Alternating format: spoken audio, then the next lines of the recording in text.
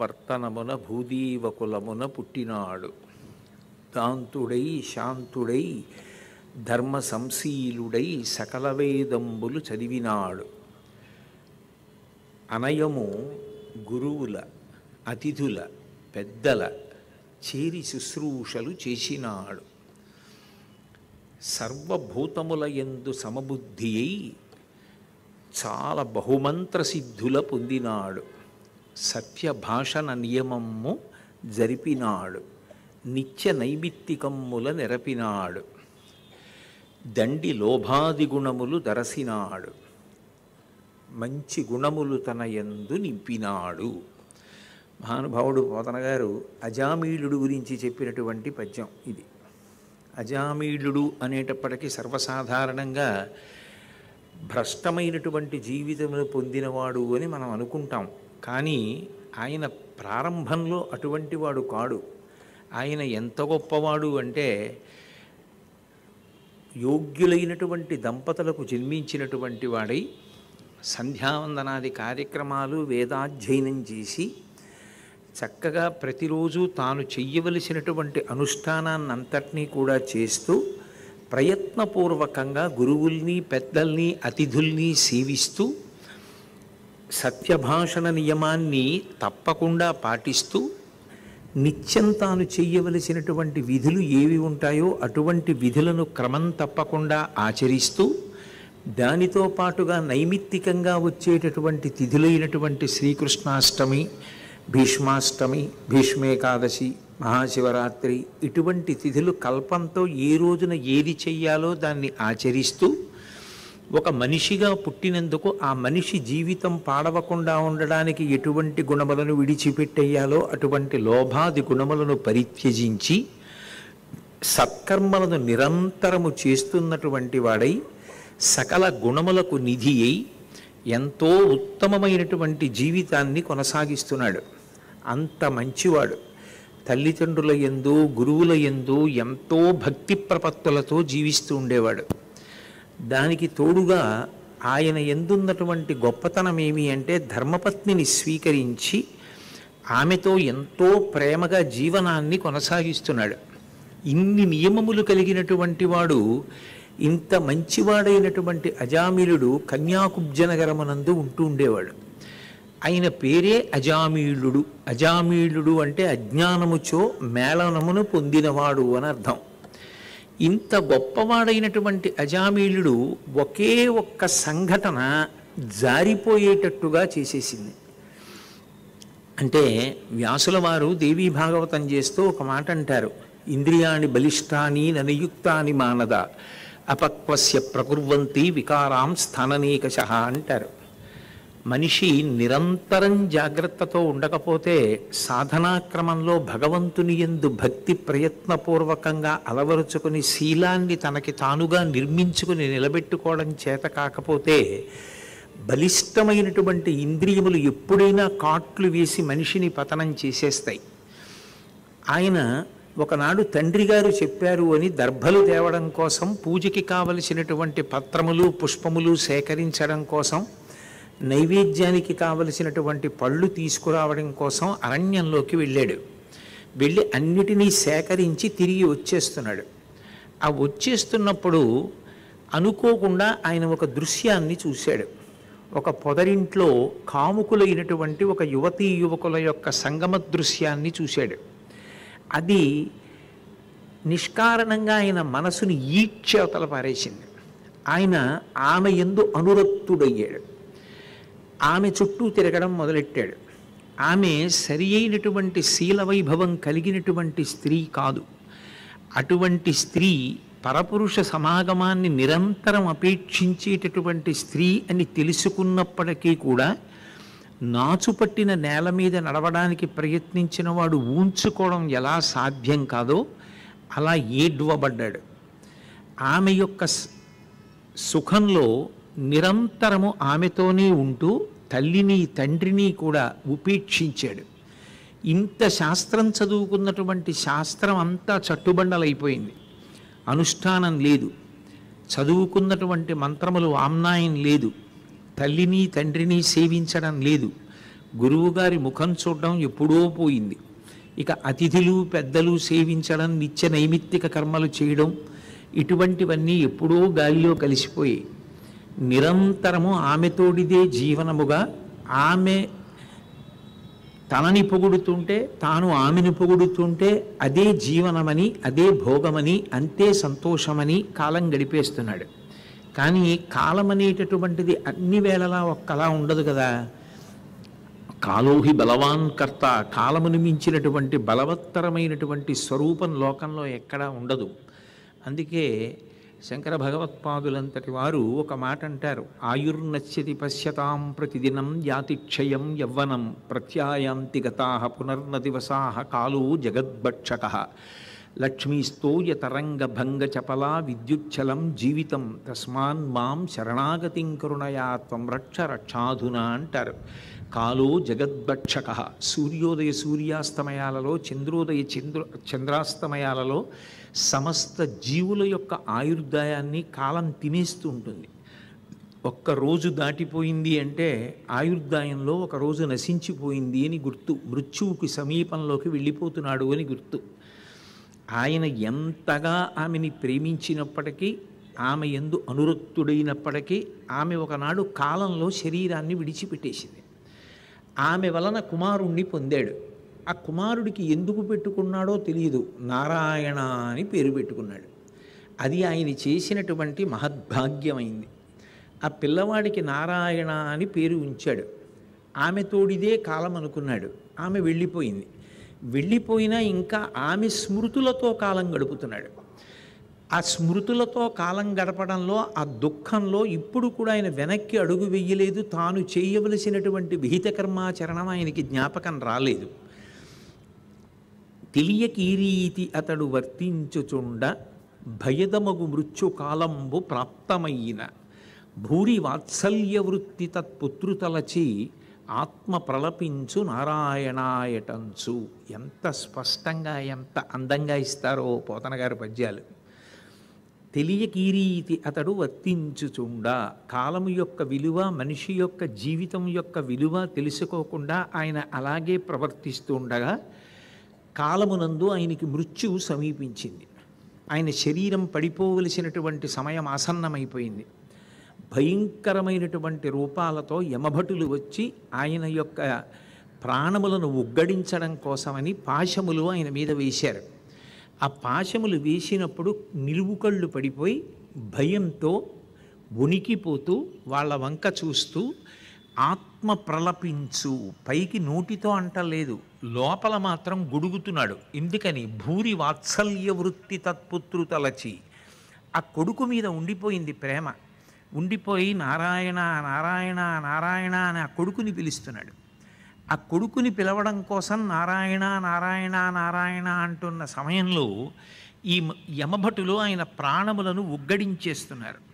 అదే సమయంలో శంఖచక్ర గదా పద్మములను ధరించినటువంటి వారై శ్రీ మహావిష్ణువు యొక్క స్వరూపం ఎలా ఉంటుందో అటువంటి రూపమును కలిగినటువంటి వారు, మెడలో పుష్పమాలలు తామరమాలలు ధరించినటువంటి వారు విష్ణు పార్షదులు వచ్చి ఆ యమభటుల్ని పక్కకి తోసేశారు.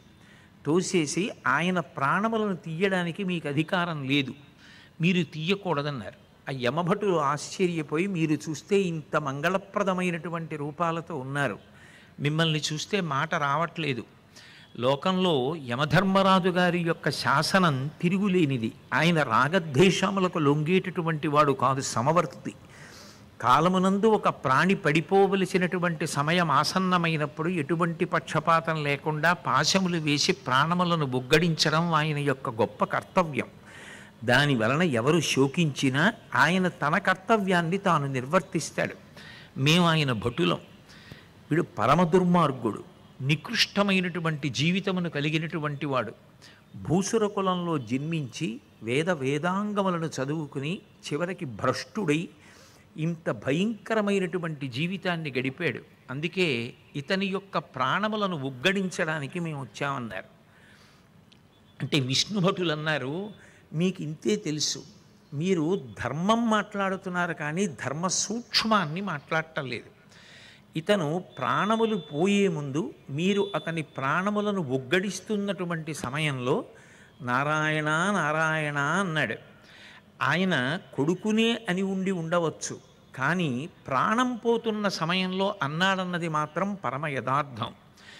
ఇతడు కోటి జన్మలకు పూర్వము చేసిన సమస్త పాప నివహంబులనన్నిటి పారద్రోలే ప్రఖ్యాతమతిం హరిపుణ్యనామ సంభూత సుధామయాద్భుత విభూతికరాక్షర సంగ్రహంబునన్ అన్నారు. ఈతడు కోటి జన్మలకు ఎక్కుడు పుట్టువలందు చెందు ఆయాతములైన పాప నివహంబులనన్నిటి పారద్రోలే ప్రఖ్యాతమతిం. ఈయన మరణ సమయంలో నారాయణ అన్న నామాన్ని పలికాడు.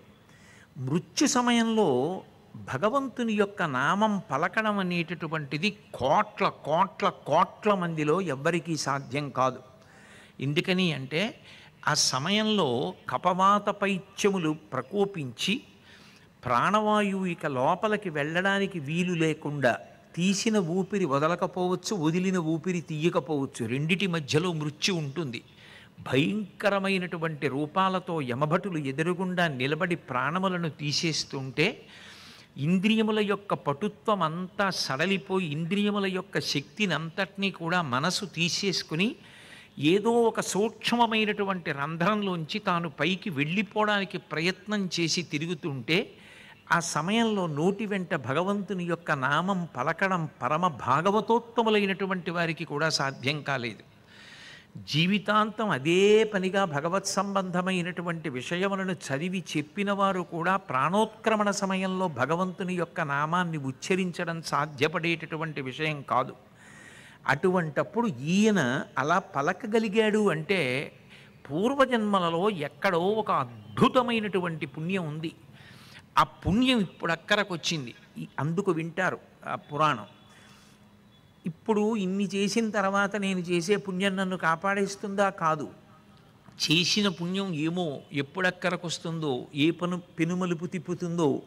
సీతమ్మను అపహరించి తీసుకుని వెళ్ళిపోతున్నప్పుడు రావణాసురుడు ఆమె బాధతో తన నగలు మూట కట్టి విడిచిపెట్టేసింది.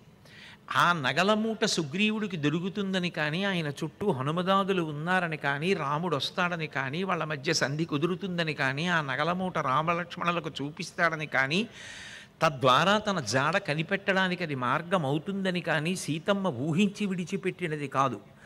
కాకతాళీయంగా విడిచినప్పటికీ కూడా సీతారాముల యొక్క పునఃసమాగమానికి అది ఎలా కారణమైందో, అలాగే మనిషి ఒకనాడు ప్రయత్నపూర్వకంగా ప్రారంభించినటువంటి పుణ్యకర్మ ఎప్పుడు ఎలా అక్కరకొస్తుందని చెప్పడం ఎవరికీ సాధ్యం కాదు. అందుకే ఈయన ఎప్పుడో ఏదో గొప్ప పుణ్యం చేశాడు. ఆ పుణ్యం ఇప్పుడు ఆయనకి ఇలా ఫలించింది. అది ఎంత ఫలించింది అంటే ఈ జన్మలో చేసిన పాపాలు కాదు. ఈతడు కోటి జన్మలకు ఎక్కుడు పుట్టువలందు చెందు ఆయాతములైన పాప నివహంబులనన్నిటి పారద్రోలే ప్రఖ్యాతమతిన్ మహామరణ కాలమునన్ హరిపుణ్యనామ సంభూత సుధామయాద్భుత విభూతికరాక్షర సంగ్రహంబునన్. ఇతను మహామరణ కాలమునన్ ప్రాణోత్క్రమణం అవుతున్నప్పుడు అది సామాన్యమైనటువంటి బాధ కాదు, అది స్మృతి నిలబడేటటువంటి సమయం కాదు. మహాత్ములు కూడా నా మరణము సంభవిస్తున్నప్పుడు భగవంతుడా నీ పేరు పలుకుతానో పలకలేనో, బ్రతికియున్నన్నాళ్ళు నీ భజన తప్పను కాని మరణకాలమునందు మరతునేమో, ఆవేళ యమదూతల అగ్రహంబున వచ్చి ప్రాణముల్ పెకలించి పట్టునప్పుడు కపవాత పైత్యముల్ కప్పగాశ్రమచేత కంపముద్భవమంది కష్టపడుచు నారాయణ అంచు నా జిహ్వతో నిన్ను పిలుతునో శ్రమచేత పిలువలేను, నాటికిప్పుడే నీ నామస్మరణ చేతు చివినిడవయ్యభూషణ వికాస శ్రీధర్మపుర నివాస దుష్ట సంహార నరసింహ దురిత దూర అంటారు నరసింహ శతకకర్త. ఆనాడు ప్రాణం పోయే సమయంలో కపవాత పైత్యములు ప్రకోపించినటువంటి సమయంలో యమధర్మరాజు గారి భటులు వచ్చి పాశములు వేసి ప్రాణములను లాగేస్తుంటే నిస్తీజంగా ఉన్న సమయంలో నా నోటి వెంట భగవన్నామం పలుకుతానో పలకలేనో, ఇప్పుడే ప్రశాంతంగా ఉండగా నారాయణ అంటున్నాను, చెవి ఒగ్గి విని వీడు అన్నాడు భగవన్నామం అని గుర్తుపెట్టుకోవయా స్వామి అంటారు. అటువంటి భగవన్నామాన్ని మృత్యుకాలంలో పలకడం సాధ్యం కాదు. ఎందుకని అంటే విష్ణుదూతలు సిద్ధాంతం చేసి చెప్పారు. ధృతి తప్పిన తరి పురాకృతమున కాక ఎట్లు తోచు కేశవుడు మదిన్ మితిలేని జగము దాల్చిన అతడొక్కడి మనములోన అణగిడువాడే. ఏమి పద్యరచన చేశారండి పోతన గారు. అందుకు ఆయన గురించి మాట్లాడుతూ మహానుభావుడు అద్భుతమైన మాట అంటారు. కాయలు కాచిపోయినవిలే అరిచేతులు వ్రతఘంటపున్ రాపిడి చేతను కరకు నాగలి పట్టి సేద్యమున్ చేయుట చేతను కవికృషీవల నీ వ్యవసాయ దీక్ష కాహాయని ఇంతలేసి కనుల అర్పక చూసిరిలే దివౌకసుల్ అన్నారు. దేవతలు కనురెప్ప ఎందుకేరంటేట పోతన గారు ఘంటం పట్టుకుని రాస్తే చేతులు కాయలు కాశాయా, నాగలు పట్టుకుని పొలానికి సేద్యం చేస్తే కాయలు కాశాయా అని ఆశ్చర్యంగా చూడడంలో కనురెప్ప వేయడం మర్చిపోయారట. అంత గొప్ప కవిత్వం చేశారు మహానుభావుడు. పలికించడివాడు రామభద్రుండట నీ పలికిన భవహరమగునట. వెనక రామచంద్రమూర్తి ఉండి పలికించినటువంటి అమృత భాండముల వంటి పద్యాలు. కాబట్టి ధృతి తప్పిన తరి, ఆ స్పృహ పోయి యమభటుల్ని చూసినప్పుడు విపరీతమైన భయంతో నులివెల్ల వణికిపోతూ ఏదీ జ్ఞాపకం రాకుండా స్తంభీభూతుడైపోయిన సమయంలో హరినామం పలకమంటే పలుకుతారా, భగవన్నామం పలుకుతారా? అదంత తేలిక. అప్పుడు అలా చనిపోయేటప్పుడు పలికేద్దాంలే అంటే ప్రతివాడు తరించిపోతాడు. కానీ అది సాధ్యం కాదు. ధృతి తప్పిన తరి పురాకృతమున కాక ఎట్లు తోచు కేశవుడు మదిన్.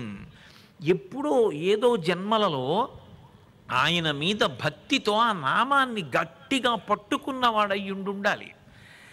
అలా ఉన్నాడు కాబట్టి ఏ జన్మలో చేసిన పుణ్యమో ఇప్పుడు అక్కడికి వచ్చింది. మితిలేని జగము దాల్చిన ఆ కేశవుడు ఎట్లు తోచు మదిన్ ధృతి తప్పిన తరి. ఒకసారి ఆ ధృతి పోయిన తర్వాత ఆయన అసలు ఎలా జ్ఞాపకానికి వస్తాడు? మితిలేని జగము దాల్చిన అతడొక్కడి మనములోన అనగడివాడే. అనంతమైనటువంటి విశ్వమంతా నిండిపోయినటువంటి వాడు ఒకడి యొక్క మనసులో అణిగి ఆఖరణ జ్ఞాపకానికి వస్తాడా? అసంభవం. జ్ఞాపకానికి వచ్చాడు అంటే ఇది ఇతను కోట్ల జన్మల క్రితం ఎక్కడో చేసినటువంటి పుణ్యం. ఆ పుణ్యం ఇప్పుడు ఫలించింది. తెలిసి తాగినా తెలియక తాగినా ఔషధం తాగిన వాడికి అనారోగ్యం పోవాలి. తెలిసి తాగినా తెలియక తాగినా విషం తాగినవాడు మరణించాలి. తెలిసి ముట్టుకున్నా తెలియక ముట్టుకున్నా అగ్నిహోత్రం కాలుస్తుంది. తెలిసి పలికినా తెలియక పలికినా భగవన్నామం సమస్త పాపములను కాల్చేస్తుంది. కాబట్టి ఇతను నామాన్ని పట్టుకున్నాడు. అందున కలియుగంలో భగవంతుని యొక్క నామాన్ని పలకడం కన్నా అదృష్టం ఇంకొకటి లేదు. నామస్మరణ ధన్యోపాయం నహి పశ్యామో భవతరణి రామహరి కృష్ణహరి అంటారు. కలియుగంలో భగవంతుని యొక్క నామాన్ని పలకడం కన్నా అదృష్టం ఇంకొకటి ఉండదు. అయినా 84 లక్షల జీవరాశులలో పరమేశ్వరుడు మనిషికి తప్ప స్వరపీఠికని ఇక ఏ ప్రాణికి పెట్టలేదు. ఆ భగవన్నామాన్ని ఒక్క మనిషి మాత్రమే పలకగలడు. అందుకే నేను పలుకుతాను అంటే 24 గంటల్లో నిద్ర లేచి ఉన్న సమయంలో సింహభాగం అక్కర్లేని ప్రసంగాలకే పోతుంది. ఆత్మస్తుతి పరనింద, తనని పొగుడుకోవడానికి ఇతరుల్ని నిందించడానికే పోతుంది. అదంతా పాపమే. భగవంతుని యొక్క నామం పలకడానికి అవకాశం ఎక్కడ కలుగుతుంది? అందుకే పెద్దలు ఎవరు నేను పలుకుతానని లేదు, నువ్వు పలికించని అడిగారు. గోపరాజు గారు దాశరథీ శతకం చేస్తూ హరునకు అవ్విభీషణున కద్రిజకున్ తిరుమంత్రరాజమై కరికి నహల్యకున్ ద్రుపదకన్యకునార్తి హరించ చుట్టమై బరగిన ఎట్టిని పతితపావన నామము నాదు జిహ్వపై నిరంతరము నటింపచేయుమిక దాశరథీ కరుణాపయోనిధి అని అడుగుతారు. నా నాలుక మీద నీ నామాన్ని నర్తింపచేవయా అంటారు. ధూర్జటి కాళహస్తీశ్వర శతకం చేస్తూ పవి పుష్పంబగు అగ్ని మంచగు ఆకూపారం భూమిస్థలంబగు శత్రుండతిమిత్రుడౌ విషము దివ్యాహారమౌ నెన్నగా అవనీమండలి లోపలన్ శివ శివేచ్ఛాభాషణోల్లాసకిన్ శివ నీ నామము సర్వవస్యకరమౌ శ్రీకాళహస్తీశ్వర అంటాడు. భగవంతుని యొక్క నామం నాలుక మీద నర్తించడం, అది ఒక ప్రవాహంలా వెళ్ళడం, దాని చేత పారవస్యాన్ని పొందడం ఎన్ని జన్మల కృతం చేసుకున్నటువంటి పుణ్యమో అది ఒక్క మనిషికి సాధ్యం తప్ప ఇతర ప్రాణులు భగవన్నామాన్ని పలకమన్నా పలకలేవు. అందుకే అటువంటి నామాన్ని ఇతను పట్టుకున్నాడు. అది ఎప్పుడు మహామరణ కాలమునన్ ఆ మృత్యు సమయంలో పట్టుకున్నాడు. కాబట్టి దానికి ముందున్న పాపాలు కాలిపోయాయి. అయితే అందరూ అలా అనుకోవడం సాధ్యం కాదు, అలా పట్టుకోలేడు. పురాకృతమున కాక ఎట్లు తోచు కేశవుడు మదిన్, ఎప్పుడో ఏదో చేశాడు ఇతను. ఆ చేసిన పుణ్యం ఇప్పుడు అక్కడికి వచ్చింది. చచ్చిపోయే ముందు పలికాడు ఈ ధర్మ సూక్ష్మం, మీకు అర్థం కాల. అయితే ఏమంటే అతను పిలిచింది భగవంతుణ్ణి కాదుగా, కొడుకుని కదా పిలిచాడు. ఆత్మ ప్రలపించు నారాయణాయటంచు, ఎందుకు? భూరి వాత్సల్య వృత్తి తత్పుత్రు తలచి, కొడుకుని తలుచుకుని కదా నారాయణ అన్నాడు, భగవంతుణ్ణి తలుచుకుని కాదుగా. అంటారేమో, బిడ్డ పేరు పెట్టి పిలిచిననైన విశ్రామ కేళినైన మిగుల గేలినైన పద్య గజ్జ గీత భావార్థములనైన కమలనయను కలుషహరము. అది బిడ్డలకి భగవంతుడి పేర్లు పెట్టుకుని ఆ పేరు పిలుస్తున్నాను అనుకోండి. మనవణ్ణి అస్తమానం చంద్రశేఖర చంద్రశేఖర చంద్రశేఖర అని పిలుస్తున్నాడు. మనవరాల్ని మీనాక్షి మీనాక్షి అమ్మ మీనాక్షి తల్లి మీనాక్షి స్వామి చంద్రశేఖర చంద్రశేఖర అంటున్నాడు. చాలు. బిడ్డ పేరు పెట్టి పిలిచిననైన విశ్రామ కేళినైన, ఆడుకుంటూ ఆడుకుంటూ మీరు రాముడి పక్షం మేము కృష్ణుడి పక్షం అని చెప్పి రాముడి వైపు ఉన్న వాళ్ళ పేర్లన్నీ అంగదుడు జాంబవంతుడు సుషేనుడు తారుడు సుగ్రీవుడు ఇటువంటి పేర్లన్నీ అవతల వైపు పెట్టాడు. యువతల వైపు అనిరుద్ధుడు మొదలైన పేర్లన్నీ యువతల వైపు పెట్టుకుని ఆ పేర్లతో పిలుచుకుని ఆడుకున్నారు. ఆడుకోవడానికి రెండు పక్షాలుగా విడిపోయినప్పుడు భగవంతుని యొక్క పేర్లు పెట్టుకుని ఆడుకుంటూ పలికినప్పటికీ కూడా అది పాపములను కాల్చేస్తుంది. ఎందుకంటే అది అగ్నిహోత్రం వంటిది. అగ్ని తెలిసి ముట్టుకున్నా తెలియక ముట్టుకున్నా కాల్చవలసిందే. కాబట్టి విశ్రామ కేళినైన మిగుల గేలినైన, ఆఖరికి అవతల వాళ్ళని ఏదో హాస్యం చేద్దామని నువ్వేమిట్రా దిగంబరుళ్ళ శివుళ్ళ నించుంటావు అన్నాడు మనవుణ్ణి. ఒంటి మీద బట్ట ఉంచుకో, అస్తమానం కట్టిన బట్ట విప్పేస్తావు, నీదేమా శివతత్వమా ఏమిట్రా ఇప్పుడు దిగంబరుల్లో ఉంటావు అన్నాడు ఏదో హాస్యానికి. నిజానికి దిగంబరుడు అంటే శివుడు బట్టలు లేనివాడు అని కాదు, దిక్కులు అంబరములుగా కలిగినవాడు అని, అంతటా నిండిపోయినవాడు అని దాని అర్థం. ఆపాతాళ నభస్థలంత భవన బ్రహ్మాండమా విస్ఫుర జ్యోతిస్ఫాటికలింగమౌలి విలసత్పూర్ణేందువంతామృతై అస్తోకప్లుతమేకమీశమనిశం రుద్రానువాకాం జపం ధ్యాయే దీప్సిత సిద్ధయే ధ్రువపదం విప్రోభిషించేచ్చివం బ్రహ్మాండ వ్యాప్త దేహాభసిత హిమరుచాభాసమానా భుజంగై కంఠే కాళాః కపర్దాః కలిచి శశికళాశ్చండ కోదండహస్తాః త్రిక్షా రుద్రాక్షమాలా సరళితవపుష శాంభవా మూర్తిభేదాః రుద్రాశ్రీ రుద్రసూక్త ప్రకటిత విభవాన ప్రయచ్చస్తు సౌఖ్యం అంటోంది యజుర్వేదం. బ్రహ్మాండ వ్యాప్త దేహ, అంతా నిండిపోయిన వాడికి దిక్కులు అంబరములయ్యాయి, అందుకు దిగంబరుడయ్యాడు. అయినా మనవణ్ణి పట్టుకుని గేలి చేస్తూ నువ్వేమైనా దిగంబరుడివేమిరా అన్నాడు. నువ్వేమైనా దిగంబరుడివేమిరా అని మనవణ్ణి పట్టుకుని గేలి చేస్తూ మాట్లాడినా శివ అన్నాడు కాబట్టి పుణ్యమే అన్నాడు. మిగుల గేలినైన పద్య గజ్జ గీత భావార్థములనైన, భగవంతుని యొక్క స్పర్శ కలిగిన ఒక పద్యమో ఒక పాటో ఒక వాక్యమో తలుచుకున్నాడు, మాట్లాడాడు, చెప్పాడు, చాలు. అందులో భగవంతుని యొక్క నామం ఉంది, చాలు. అందుకే భాగవత ప్రారంభంలోనే నారదుడు అంటాడు, హరినామస్తుతి చేయు కావ్యము సువర్ణాంభోజి హంసావళీ సురుచిభ్రాజితమై మానస సరస్ఫూర్తిన్ వెలుంగొందు శ్రీ హరినామస్తుతి లేని కావ్యము విచిత్రాద్ధాన్వితం బయ్యు శ్రీకరమయ్యుండద అయోగ్య దుర్మదనత్ కాకోల కర్తాకృతిన్ అంటాడు.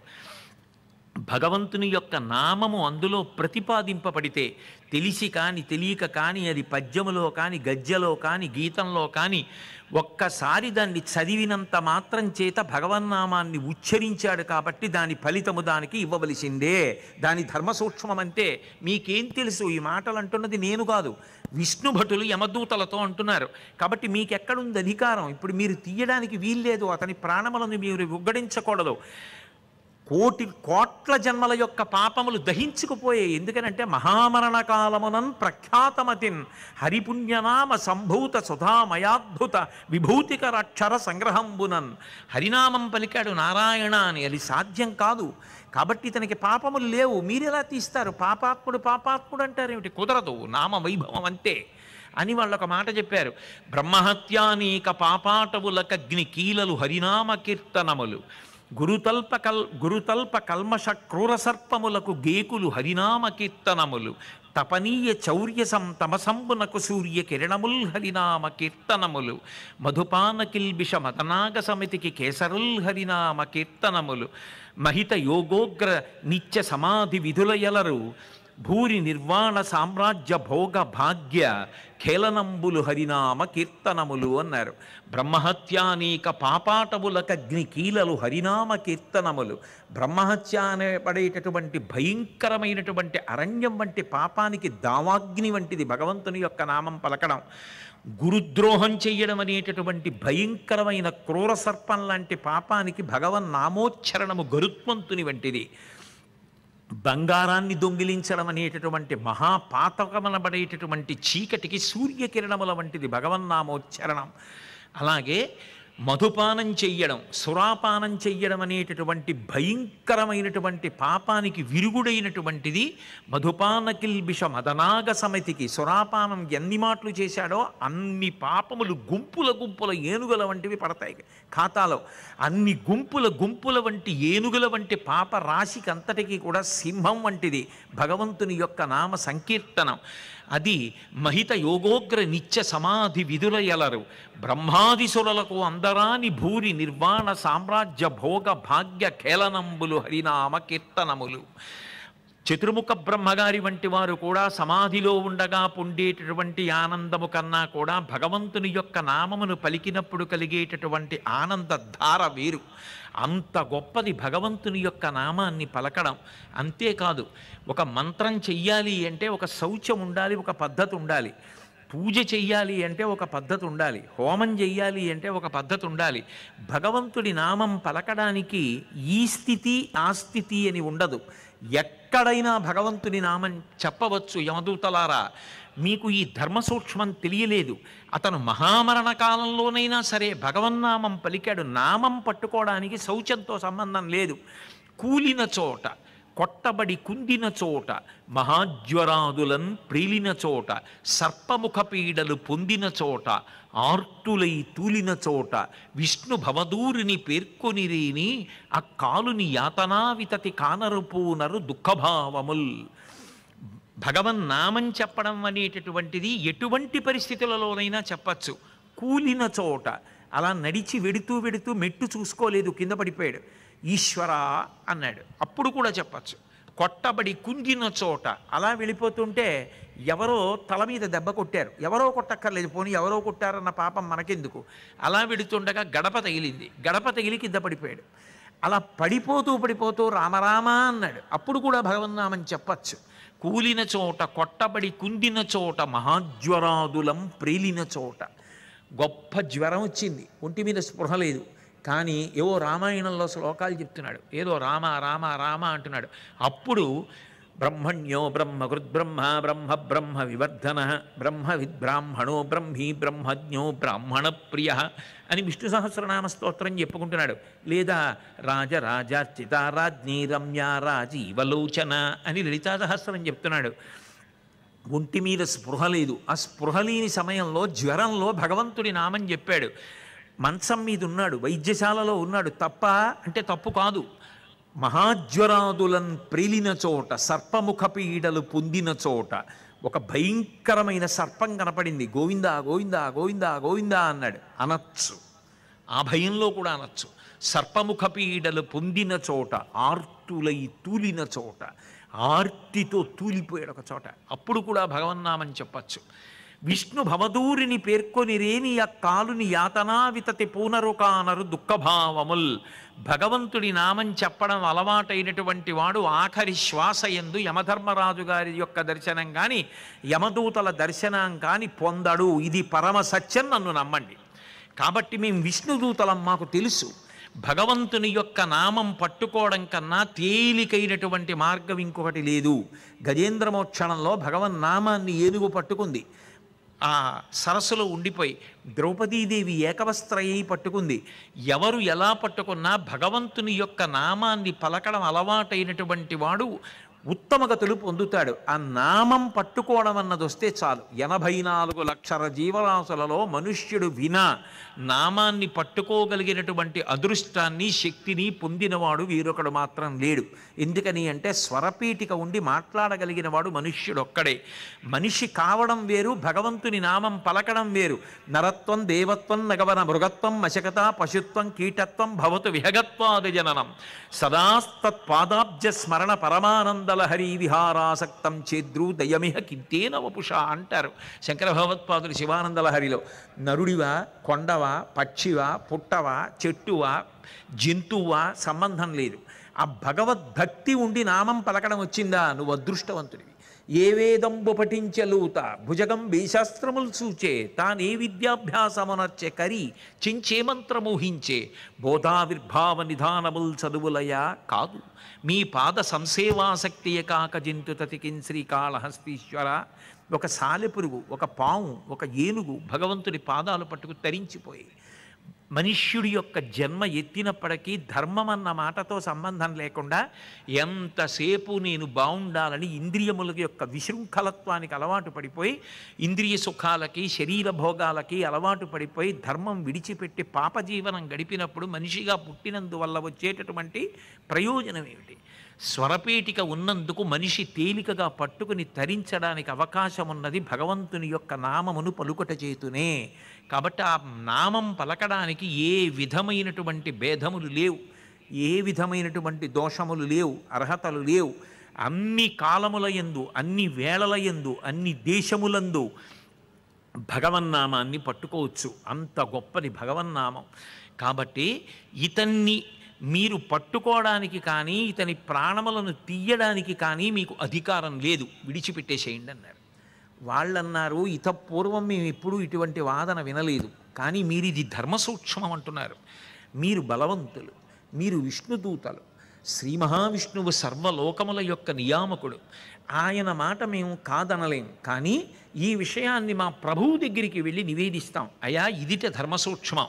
మహామరణ కాలమునందు ఆయన భగవన్నామని చెప్పాడు కాబట్టి దానికి పూర్వం కొన్ని కోట్ల జన్మలలో ఉన్నటువంటి పాపములు కూడా దగ్ధమైపోయాయిట. అయిపోయినప్పుడు ఇక ఆయన ప్రాణములను తీయడానికి మాకు అధికారం లేదంటున్నారు. మీరు ఎలా చెప్తే అలా చేస్తామని మేము మా ప్రభువు అయినటువంటి యమధర్మరాజు గారిని అడుగుతాం అని యమభటులు వెళ్ళిపోయారు. వెళ్ళిపోయిన తర్వాత విష్ణుదూతలు కూడా వెళ్ళిపోయారు. అంటే తాత్కాలికంగా ఈయనకి మళ్ళీ కొంతకాలం బ్రతికే అవకాశం వచ్చింది. యమధర్మరాజు గారిని అడిగి ఆయన ఏదో ఒక విషయాన్ని నిర్ణయం చేసిన తర్వాత వీళ్ళన్నా రావాలి, వాళ్ళన్నా రావాలి, ఎవరో ఒకళ్ళు మాత్రం వస్తారు. కాబట్టి కొంత సమయం వచ్చింది. కానీ ఆయన ఆశ్చర్యపోయాడు అజామీరుడు. ఏమి ఆశ్చర్యం, ఎంత భయంకర జీవితం గడిపాను, నేను చేసినవి తప్పులు అదృష్టం కలిసి వచ్చిందని నేను అనను. ఇది పశ్చాత్తాపం అంటారు. ఇప్పుడు పశ్చాత్తాపానికి లోనయ్యాడు. ఎక్కడ పుట్టాను, ఎంత వేదం చదువుకున్నాను, ఎంత గొప్ప కర్మ చేశాను, నిత్యకర్మలు చేశాను, నైమిత్తిక కర్మలు చేశాను, దానములు చేశాను, ధర్మపత్నిని స్వీకరించాను, తల్లిదండ్రుల సేవలు చేశాను, గురువులకు చేశాను, అతిథులకు చేశాను, పెద్దలకు చేశాను. ఒక్క కారణానికి భ్రష్టుడనైపోయాను. ఎంత నీచంగా ప్రవర్తించాను. ఆ తల్లిదండ్రులు వృద్ధులు ఏమైపోయారో కూడా తెలియదు. నన్ను కట్టుకున్న ధర్మపత్ని నన్ను కట్టుకున్న పాపానికి ఏమైపోయిందో తెలియదు. ఇంత నికృష్ట జీవితాన్ని అనుభవించి పైగా నేను ఎవరితో ఇంతకాలం గడిపానో ఆమె మరణించిందని ఏడ్చాను. ఆఖరణ ఆమె వలన నేను పొందిన సంతానమైనటువంటి వాడికి పేరు నారాయణ అని పెట్టుకోవడం నాకు కలిసి వచ్చింది. ఆ నారాయణ అన్న నామం పలికితేనే నేను ఇంత వైభవాన్ని పొందితే పవిత్ర జీవితాన్ని గడిపి అనగలిగితే ఎంత గొప్పవాణ్ణయ్యాను, ఎంత దయామయుడు భగవంతుడు. ఇన్ని తప్పులు చేసినవాడు కూడా ఆఖరణ ఆయన నామాన్ని పలికాడని వెనక ఉన్న కోట్ల జన్మల పాపాలని దగ్ధం చేశాడా? అటువంటి దయామయుండి చేరుకోవడానికి వీలైనటువంటి మనుష్య జన్మనెత్తి శాస్త్రాన్ని గురువుని పట్టుకోవడం అలవాటై పట్టుకుని వదిలిపెట్టేసి భ్రష్టుణ్ణి అయిపోయానా? నా పాపాలకి నిష్కృతి లేదు. నేను ఇకనైనా వాళ్ళు వచ్చారో తీసుకెళ్ళారో వేరు మాట, నేను మాత్రం భగవంతుని సాన్నిధ్యం చేరాలి. నా పాపములన్నీ తగలపడిపోయేది నా పశ్చాత్తాపం చేతనే. పశ్చాత్తాపానికి మించినటువంటి ప్రాయశ్చిత్తం లేదు. విపరీతమైన పశ్చాత్తాపం పొందాడు. ఆ ప్రాంతాన్ని విడిచిపెట్టేసి గంగా తీరానికి వెళ్ళిపోయాడు. విశేషమైనటువంటి సమాధి స్థితి యందు నిలబడి లోపల భగవంతుణ్ణి మాత్రమే నిలబెట్టి ఆయననే ధ్యానం చేస్తూ ఆయనతో మమేకమైపోయి ఒకటిగా అనుభవించడాన్ని సాధన చేశాడు.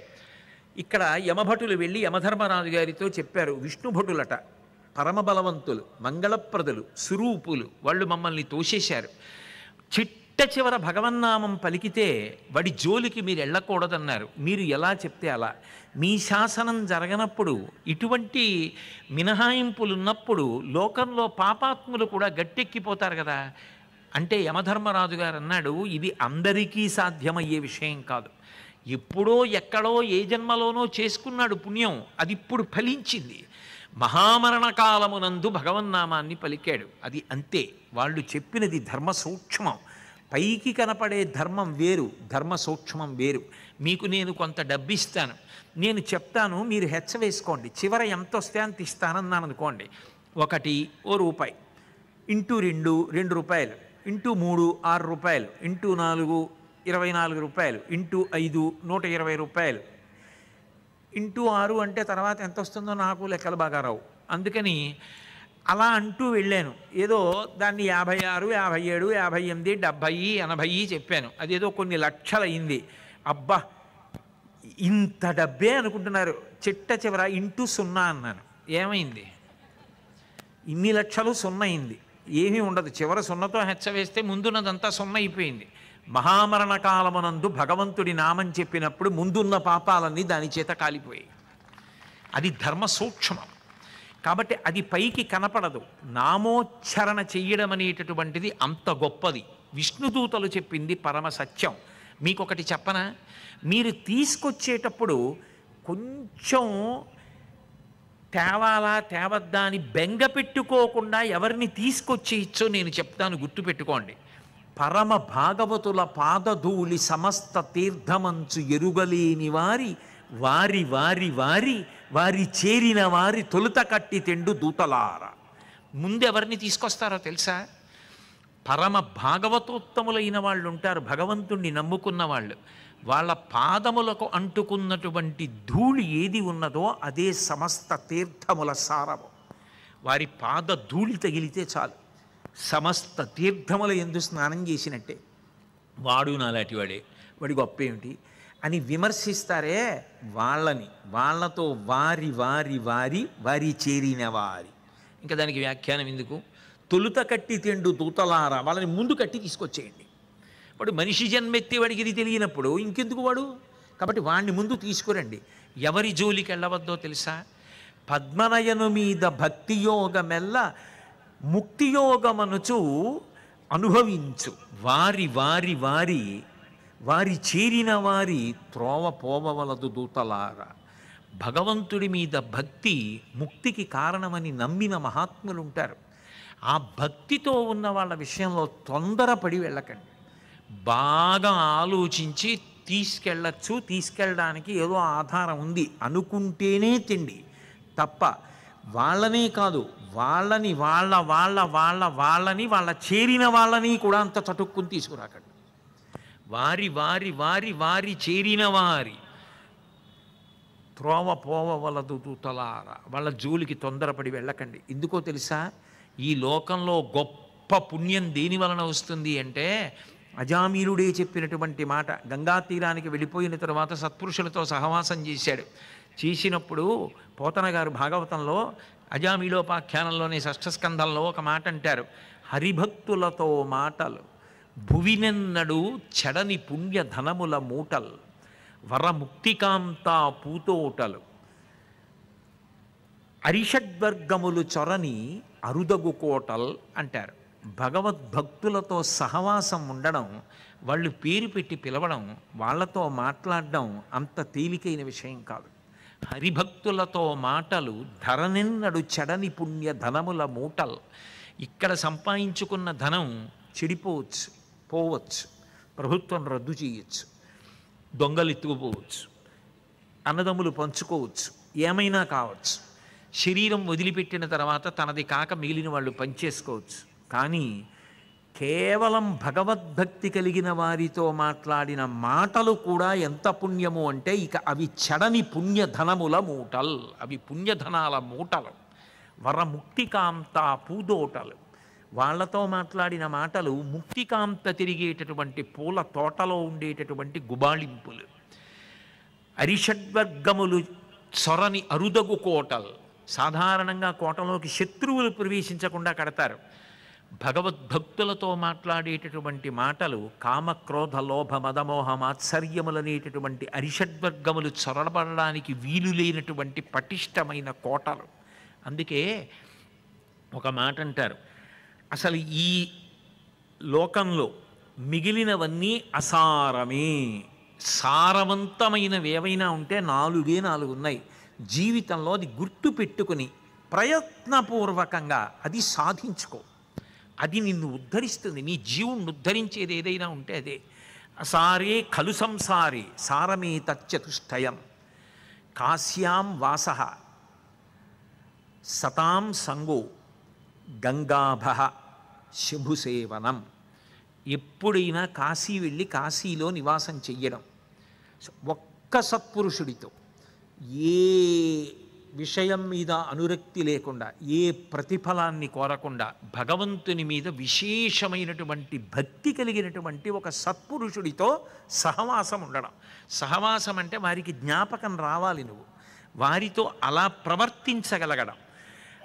అట్లా ఉండగలిగితే సతాం సంగో గంగాభ, గంగానదీ స్నానం, శంభుసేవనం, శివార్చన చెయ్యగలగడం. ఇవి 4 మాత్రం దొరకమంటే దొరికేవి కావు. కోట్ల కోట్ల కోట్ల జన్మల తర్వాత భగవదనుగ్రహం కలిగితే ఇవి దొరుకుతాయి. ఏది పోయినా బెంగపెట్టుకోకు, ఏ కారణం చేత ఈ 4 మాత్రం విడిచిపెట్టుకోకు అంటారు. అంత గొప్పవి కాబట్టే గంగాభ శంభుసేవనం, గంగా స్నానము, శంభుసేవనము, కాశీవాసము, సత్పురుషులతో సహవాసము, ఈ 4 కూడా అంత గొప్పవి. కాబట్టి సత్పురుషుల జోలికి వెళ్ళవద్దు, వాళ్ళ మీద తొందరపడి పాశాలు వెయ్యవద్దు అని యమధర్మరాజు గారంతటి వాడు చెప్పాడు. అంటే తెలిసి కానీ తెలియక కానీ ఏదో జన్మలలో చేసినటువంటి పుణ్యం ఆ తర్వాత జన్మలలో ఎప్పుడు అక్కరకొస్తుంది అంటే మనం నిర్ణయించలేం. అది ఎప్పుడో అప్పుడు అక్కరకొస్తుంది. శ్రీశైలేషు భజింతునో యభవు కాంచీనాథు సేవింతునో కాశీవల్లభ కల్వబోధన మహాకాళేషు సేవింతునో నా శీలం బడువైన మీరువణుచున్ రక్షింపవే నీ కృపా శ్రీశృంగార విలాసహాసములచే శ్రీకాళహస్తీశ్వర అంటాడు దుర్జటి. ఇప్పుడు చేసింది ఏమీ లేకపోవచ్చు, కానీ ఎప్పుడో చేసింది ఉంటుంది, అది అక్కరకొస్తుంది. ఎప్పుడో చేసావో లేవో తెలియదు, ఇప్పుడు చెయ్యి, కనీసం ఏదో ఒకటి చెయ్యి. ప్రతిరోజు జీవుడి ఖాతాలో పడ్డానికి ఇంత పుణ్యమైన చెయ్యి. అందుకే పెద్దలు పంచయజ్ఞములని పెట్టారు. 5వ యజ్ఞం ఉంటుంది, దాన్ని బలిభుక్కుల కోసమని చేస్తారు. ఇంట్లో అన్నం అంతా పూర్తయిపోయేటట్టుగా యజమాని కుటుంబ సభ్యులు తినరు. ఆఖరణ గిన్నెలో కొంచెం అన్నం ఉండిపోవాలి. అది పెడితే తండ్రి పెడతాడు, లేకపోతే ఆయన ధర్మపత్ని తల్లి పెడుతుంది. కాకపోతే కొడుకుతో పెట్టిస్తారు. కొడుకుని పిలిచి పట్టుకెళ్ళి పెట్టంటారు, ఎందుకంటే వాడికి తెలియాలని. బలిభుక్కులు అంటే చేతితో పట్టుకోకుండా నోటితో తిన్నగా తినేస్తాయి. కొన్ని ప్రాణులని వేదము ద్వైపములు అంటుంది, చేత్తో పట్టుకుని నోట్లో పెట్టుకుంటాయి. ఏనుగు ఉందనుకోండి తొండంతో పట్టుకుని నోట్లో పెట్టుకుంటుంది. కోతి ఉందనుకోండి చేత్తో పట్టుకుని నోట్లో పెట్టుకుంటుంది. మనిషి ఉన్నాడు అనుకోండి చేత్తో పట్టుకుని నోట్లో పెట్టుకుంటాడు. మిగిలినవి తిన్నగా వచ్చి నోటితో కరిచి తింటాయి, వాటిని బలిభుక్కులు అంటారు. వాటి కోసమని కొంత అన్నం మిగిలిపోవాలి. అది స్వయంగా యజమానే పట్టుకెళ్ళి పెడతాడు. నేను ఇదేదో ఉత్తినే చెప్పాను అనుకోకండి. ఇప్పటికీ కాకినాడలో మధ్యాహ్నం నా భోజనం అయిపోయిన తర్వాత తప్పకుండా నేను భోజనం చేసిన బట్టతోటే గిన్నెలో అన్నం పట్టుకెళ్ళి బయట ఒక సిమెంట్ చప్టా మీద కొంత అన్నం పెట్టి వచ్చేస్తాను. అవి కుక్కలో కాకులో ఏవో ఒకటి తినాలి, బలిభుక్కులు. అలా తినకుండా ఇంట్లో అన్నం అంతా యజమాని భార్య బిడ్డలు తినకూడదు. యజమాని బయటికి వెళ్ళడం కుదరలేదనుకోండి, ఏ కారణం చేతనో ఆయన ధర్మపత్ని పెడుతుంది. కాదనుకోండి కొడుకు పెట్టాలి. కొడుకు తీసుకెళ్ళి బలిభుక్కులకి పెడతాడు, ఎందుకంటే అవి తిని సంతోషించాలి. సమస్త ప్రాణుల కోసం బ్రతకాలి, అంతేకాని నీ కోసం నువ్వు బ్రతకడం కాదు. ఎందుకు పెట్టాలని అడుగుతాడు కొడుకు. పెట్టకపోతే, మనం పెట్టకపోయినా దొంగ వస్తే రాత్రి కుక్క అరుస్తోంది, వీడు ఎప్పుడూ పెట్టలేదు నేను ఎందుకు అరవాలని కుక్క ఊరుకోలేదు, కళ్ళు మూసుకొని పక్క సందులోకి పోదు, అరుస్తుంది. ఆ కుక్క నిన్ను కాపాడుతూనే ఉంటుంది. సమస్త ప్రాణుల విభవాన్ని నువ్వు వాడుకుంటున్నావు, మనిషివి. నువ్వు పెట్టాలి మనిషిగా పుట్టినందుకు. నేర్పకపోతే కొడుక్కి మనవడికి నేర్పకపోతే ఇంట్లో ఎప్పటికి పెడతావు? 10 మందికి పెట్టడం ఎక్కడి నుంచి వస్తుంది? అందుకనే ప్రతి ఇంటా కూడా భూతయజ్ఞం జరగాలి అని చెప్తారు. అన్నం పట్టుకెళ్ళి పెట్టవలసిందే. ఇన్ని ఉపన్యాసాలు చెప్పావన్నది కాదు గొప్ప, ఎంత ఆచరిస్తావన్నది గొప్ప. అందుకే భగవంతుని యొక్క నామాన్ని పలికిన ఈ జన్మలో నువ్వు ప్రయత్నపూర్వకంగా చేసినటువంటి చిన్న పుణ్యం చాలు. ఒక్కొక్కసారి ఆ పుణ్యం మహాత్ముల చేతిలో పడుతుంది. అది ఎంత గొప్ప ఫలితాన్ని ఇస్తుంది అంటే చెప్పడం ఎవరికి సాధ్యం కాదు. గర్గుడు వచ్చినప్పుడు నందుడు అంటాడు, ఊరకరారు మహాత్ములు వారథముల ఇండ్ల కడకు వచ్చుటలెల్లం కారణము మంగళములకు మీరొచ్చుట శుభము మాకు నిజము మహాత్మ అంటాడు. ఒక భగవద్భక్తుడు ఇంటికి వచ్చాడు అనుకోండి, సింహాసనంలో ఉన్న దేవతలు తలలెత్తి చూస్తారట. అబ్బా, ఇన్నాళ్ళకి వాడు వచ్చాడు రా, వాడిని తీసుకొచ్చావని పొంగిపోతారట. శంకరాచార్యుల వారి చేతిలో ఒక్క ఉసిరికాయ వేసింది, కనకధార చేశారు, అంతే బంగారు ఉసిరికలు కురిపించింది లక్ష్మీదేవి. ఏ మహాత్ముడి చేతిలోనో పడింది అంతే, దాని పుణ్యం ఇంకా లెక్క ఉండదు, అపరిమితమవుతుంది. అందుకే వాడు మహాత్ముడా కాడా పక్కన పెట్టండి, అతిథిక్కిల పూజార్హ ప్రకృతోపి విజానత అంటారు సుందరకాండలో, శ్రీరామాయణంలో. వచ్చిన అతిథి ఈశ్వర స్వరూపం, నలుగురికి పెట్టడం రావాలి. నువ్వు పెట్టిందేదో అది జీవుడికి ఎడుతుంది, అది నేర్చుకోవాలి. ఒకనాడు చేసిన పుణ్యం ఏదుందో అదే నిన్ను ఉత్తరోత్తర జన్మలలో కాపాడుతుంది. ఇందులో ఉండిపోవుగా శాశ్వతంగా. ఎన్నాళ్ళు ఉంటావు? ఇంకో 15 ఏళ్ళు ఉంటాను, ఇంకో 20 ఏళ్ళు ఉంటాను, పోనీ 25 ఏళ్ళు ఉంటాను, అంతకన్నా ఉండే అవకాశం ఉండదుగా. దీన్ని వదిలేయాలి, వదిలిపెట్టేసి వెళ్ళిపోవాలి, ఇంకో శరీరంలోకి వెళ్ళాలి. మరి అప్పుడు కూడా భార్య ఉంటుంది, పిల్లలు ఉంటారు, మోక్షం వచ్చేస్తుందని ఏమి నమ్మకం? అప్పుడు సుఖపడాలా? అప్పుడు వాళ్ళకి అన్నం పెట్టాలా? నేను తినాలా? ఏదడ్డు పెట్టిస్తాడు ఈశ్వరుడు? నువ్వు ఇలా పెట్టింది ఉంటే ఇస్తాడు, నువ్వు ఇలా పెట్టింది లేకుండా ఎక్కడి నుంచి ఇస్తాడు? పుణ్యం చెయ్యి, కురు పుణ్య మహోరాత్రం, రాత్రి పగలు అనకు అవకాశం వస్తే పుణ్యం చేసుకో, అది జీవుణ్ణి కాపాడుతుంది. ఏ జన్మలో చేసిందో ఇప్పుడు అక్కడికి వస్తుంది. ఈ జన్మాంతర సుకృతం అంటారు. ఎప్పుడో చేసినది నిన్ను కాపాడి తీరుతుంది.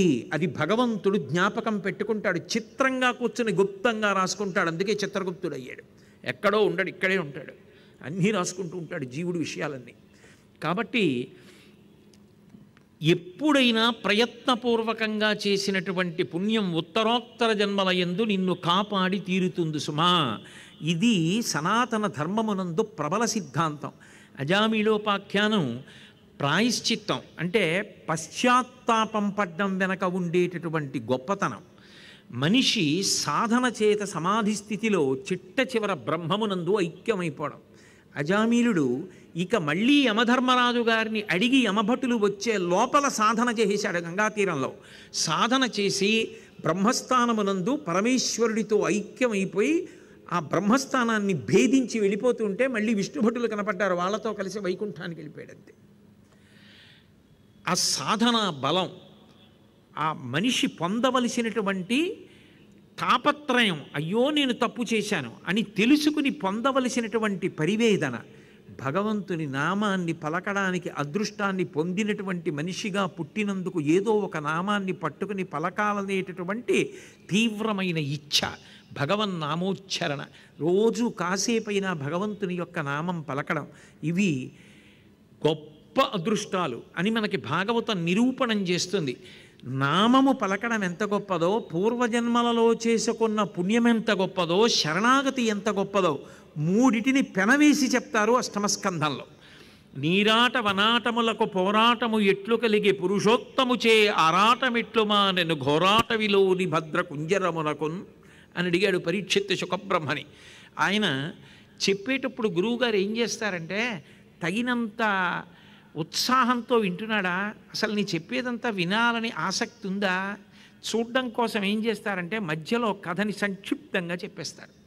చెప్పేస్తే శిష్యుడు ఆర్తితో అడుగుతాడు, ఆగండి ఆగండి ఆగండి, అయ్యయ్యో అదేమిటండి అలా అనేశారు, అలా ఎలా జరుగుతుంది గురువుగారు, అది ఎలా సాధ్యం అంటాడు. అది విని సంతోషించి గురువు చెప్తాడు.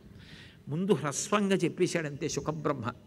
ఒకప్పుడు హరి ఎక్కడో అరణ్యంలో ఉన్నటువంటి కొలనులో ఉన్న మొసలి చేత చిక్కినటువంటి ఏనుగు శరణాగతి చేస్తే గబగబా బయలుదేరి వెళ్ళి సుదర్శన చక్రంతో ఆ మొసలిని ఖండించి ఏనుగుని కాపాడాడు అన్నారు. చెప్పి తర్వాత ఘట్టంలోకి వెళ్ళిపోతున్నాడు. పరీక్షిత, ఒక్కసారి జోక్యం చేసుకుని అది ఉత్సాహంతో శ్రోత వింటున్నాడు, అధికారి అయ్యాడు అని గుర్తు. నీరాటవనాటములకు పోరాటము ఎట్లు కలిగే, పురుషోత్తము చేయారాటమిట్లు మానెను, ఘోరాటవిలోని భద్రకుంజరమునకున్. ఎక్కడో అరణ్యంలో ఏనుగుందా, అది నేల మీద తిరుగుతుందా, నీటిలోకి వెడితే దానికి బలం లేదా, నీళ్లల్లో మొసలుందా, నీళ్లల్లో ఉన్న మొసలి భూమి మీదకి రాదా, వచ్చిన నీళ్లల్లో ఉన్నప్పుడున్న బలం భూమి మీద ఉండదా, అటువంటిది నీళ్లల్లోకి ఏనుగు ఎందుకు వెళ్ళింది? నీళ్లు తాగాలంటే ఒడ్డున ఉండి తొండంతో తాగచ్చు కదా, నీళ్లు తాగాలనుకున్నవాడు బిందెలో దూరక్కర్లేదు, బిందెలోంచి తీసుకు తాగచ్చు కదా. అయినప్పుడు అసలు ఏనుగు సరోవరంలోకి ఎందుకు వెళ్ళింది, మొసలెందుకు పట్టుకుంది? మనుష్యులకే భగవంతుడు గుర్తురాడు కదా, ఏనుగు పురుషోత్తముడైన విష్ణువుని ఎందుకు పిలిచింది? ఆయన ఎందుకు బయలుదేరి వచ్చాడు? అరణ్యంలో జంతువులు ఒకదాన్నొకటి హింసించుకోవా? ఇది పిలిస్తే ఆయన ఎందుకు వచ్చాడు, మొసల్ని ఎందుకు చెప్పాడు, ఏనుగునెందుకు కాపాడాడు, నాకు కొంచెం వివరంగా చెప్పవలసింది అన్నాడు. అంటే అప్పుడు చెప్పడం మొదలుపెట్టాడు. ఒకప్పుడు పాలసముద్రంలో త్రికూటమనబడేటటువంటి ఒక గొప్ప పర్వతం ఉండేది. దానికి 10,000 యోజనముల పొడుగు వెడల్పు ఎత్తుతో ఉండేది. దానికి బంగారు శిఖరము, వెండి శిఖరము, ఇనప శిఖరము, 3 శిఖరములు ఉండేవి. ఆ పర్వతం మీద ఉండేటటువంటి అరణ్యాలలో చాలా గొప్ప ప్రాణి ఏది అంటే ఏనుగు. సర్వసాధారణంగా మృగరాజు అని సింహాన్ని పిలుస్తాం, కానీ ఆ త్రికూటం మీద ఉండేటటువంటి ఏనుగుల గుంపులుండేవే అవి చీకట్ల గుంపుల్లా ఉండేవి. కొద్దిగా సూర్యాస్తమయం అవుతుంటే ఏనుగుల గుంపులు వచ్చినట్టుగా చీకట్ల గుంపులు వచ్చి ఆవరిస్తాయి. అలాగే దాహం వేసినప్పుడు అవన్నీ కూడా గుహలలోంచి బయలుదేరి సాయంకాలం వేళ బయటికి వచ్చి నడుస్తూ ఉండేవి. ఆ ఏనుగుల గొప్పతనం ఏమిటంటే, తలగవు కొండలకైనను మలగవు సింగములకైన మార్కును కడిమిన్, గలగవు పిడుగులకైనను ఇలబల సంపన్న వృత్తి ఏనుగుగున్నల్. ఏమీ ఆంధ్రీకరించారండి పోతన గారు. వేరొక్కసారి ఆయన పాదాలకి శిరస్సు తాటించి నమస్కారం. ఎంత గొప్ప ఏనుగులంటే అవి, తలగవు కొండలకైనను, కొండ అడ్డొస్తే మేము కొండ పక్క నుంచి వెళ్ళడం ఏమిటి అని కొండ శిఖరాన్ని తమ కుంభస్థలంతో బద్దలగొట్టి పెడతాయి, కానీ పక్క నుంచి వెళ్ళవుట. అంత పొగరబోతు ఏనుగులవి. తలగవు కొండలకైనను మలగవు సింగములకైన మార్కును కడిమిన్.